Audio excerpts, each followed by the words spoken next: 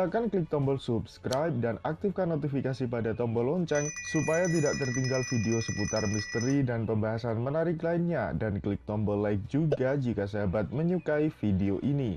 Ketika kita mendidik anak juga, kita harus tahu karakter anak itu. Karakter itu maksudnya begini, dari sistemnya.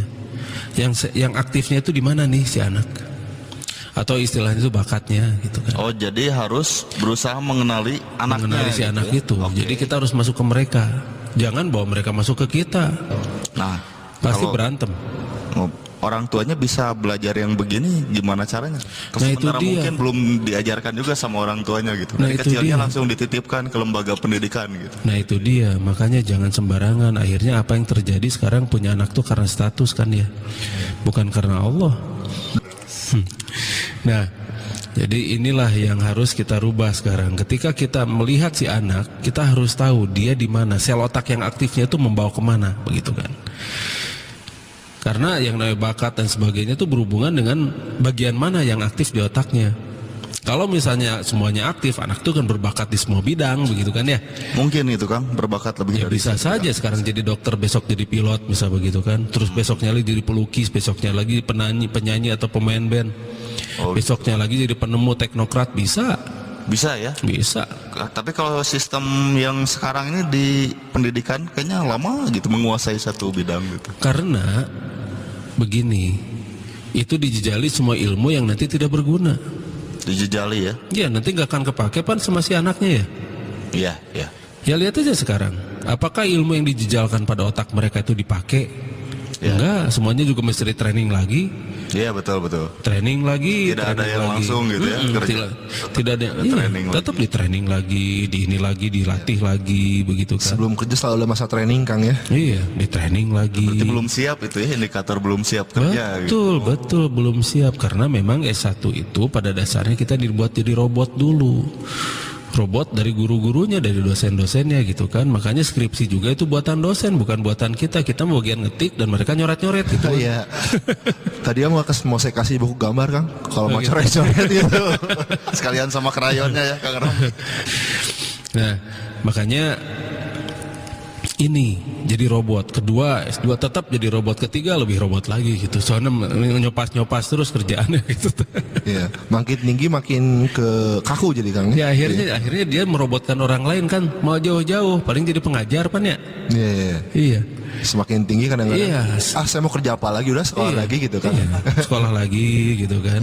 Sekolah lagi sampai S3, dari sana ngambil profesor. Akhirnya mah ngajar dah Iya, tunggu-tunggu. itu malah jadi prasyarat untuk jadi pengajar harus begitu gitu ya. Iya. Harus jadi Iya. begitu dulu.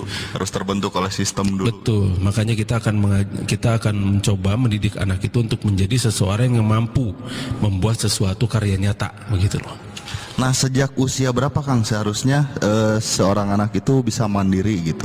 Sebetulnya usia mandiri anak itu usia akil balik ya. Oh, jadi seharusnya waktu akil balik itu seorang anak sudah bisa mandiri seharusnya. Seharusnya ya, tapi sekarang ya sulit karena ini bukan apa-apa, pola didik, pola ngajar, pola ajar kita itu memang sudah seperti ini.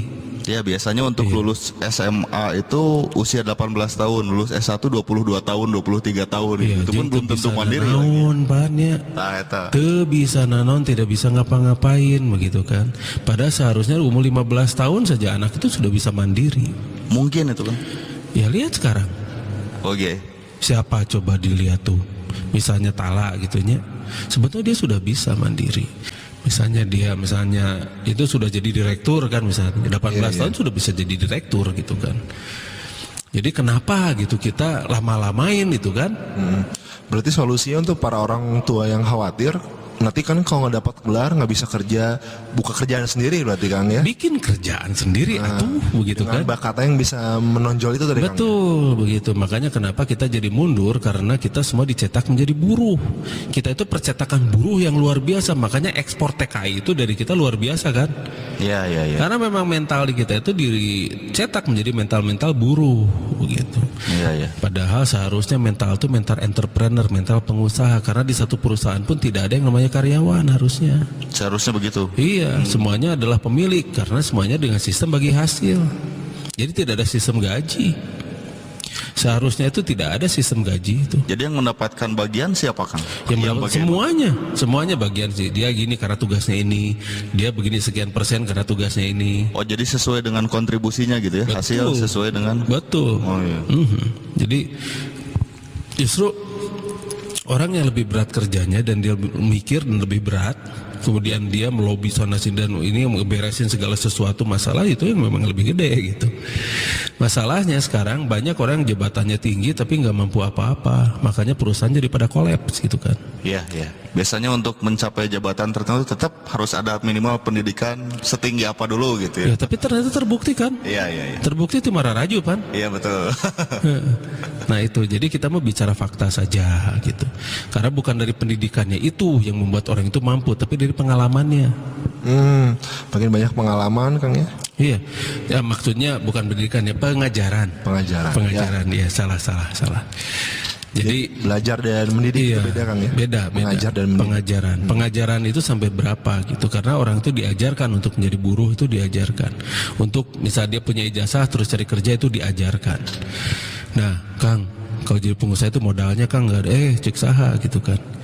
Modal yang paling kuat itu, yang paling baik itu bukan dari uang, tapi dari diri, gitu kan. Itu gimana Kang diri maksudnya? Jadi diri kita itu harus jadi orang yang benar-benar bisa jadi senjata, gitu kan, senjata untuk hidup. Kita punya modal berapapun, kalau kita tidak ada kemampuan, mah habis modal. Iya. Kita modal dengkul atau modal otak, kita bisa jalan kok, gitu kan. Nah tinggal bagaimana kita mempersenjatai diri kita agar menjadi benar-benar manusia yang mampu untuk berdiri sendiri. Berarti dari awal, dari kecil anak itu memang sudah harus diajarkan seperti itu. Berat itu teh. Karena tugas dari Sang Maha Pencipta itu adalah bagaimana membina dan mendidik anak agar benar-benar dikenalkan dulu siapa Tuhannya. Tapi dari ikhlas itu sebenarnya kita bisa jalan loh. Bisa jadi pengusaha yang benar-benar sukses. Karena contoh mah jangan jauh-jauh lah, Rasulullah saja ya. Nabi. Jadi kalau misalnya dulu kan dia pengusaha sukses. Iya. Pengusaha yang luar biasa lah, yang sukses, dan kemudian mendedikasikan semuanya untuk umat, begitu kan ya. Makanya kenapa hidupnya sederhana? Karena yang namanya miskin dan kaya itu gimana mindset. Jadi orang-orang yang miskin itu adalah orang-orang yang selalu ingin berusaha kaya, begitu kan. Orang yang miskin adalah orang yang selalu berusaha ingin kaya. Berusaha ingin kaya. Ya jadi merasa miskin terus gitu kan. Tapi orang-orang yang kaya yang sudah dia tidak merasa ini tidak semuanya sudah merasa kebutuhannya sudah terpenuhi begitu. Akhirnya butuh naon deui si urang teh gitu kan. Ya, berarti harus didefinisikan juga ya. Kita jangan ikut-ikutan pakai istilah wah saya orang miskin, wah saya orang kaya, tapi enggak jelas itu. Sekarang identik dengan uang ya, kayak kaya itu ya Kang Lutfi. Kepemilikan harta biasanya zaman sekarang. Hartanya sedikit miskin, hartanya banyak kaya gitu. Ukuran zaman sekarang gitu, kekayaan kemiskinan. Iya, makanya atapnya juga orang-orang yang tidak itu orang-orang yang sangat kaya itu atapnya langit. Orang-orang miskin atapnya langit-langit. Iya. Iya, orang-orang miskin atapnya langit-langit, orang yang kaya itu atapnya langit. Terus orang yang miskin itu kolam renangnya hanya sebesar beberapa meter persegi. Orang kaya kolam renangnya laut. Iya. Ntar saya mendefinisikan dulu. Iya. Sekarang begini, orang miskin tidurnya di atas kasur. Orang kaya tidurnya di mana-mana aja bisa gitu ta. Seluas bumi ada Kang ya. Iya. Tapi rasanya kayak terbalik-balik kan dengan definisinya sekarang. Dijungkir balikan di pemikiran. Iya, makanya miskin dan kaya itu relatif. Miskin atau kaya itu relatif. Bagaimana selera dan bagaimana pikiran, bagaimana mindset. Sekarang lihat orang-orang yang schizofren, orang-orang yang psikotik ya, orang-orang yang ya kesannya orang gila lah sepinggir jalan gitu kan. Yang rambutnya gimbal. Iya, semacam begitu. Tanya mereka, kamu miskin atau kaya? Kamu orang gila ya nanya saya miskin atau kaya? Aduh. Mindset loh itu. Itu mindset, soal kaya atau miskin itu mindset. Karena dia nggak punya HP, karena dia nggak punya monitor, karena dia nggak punya komputer, karena dia nggak punya apapun, apakah itu disebut miskin? Nanti dulu.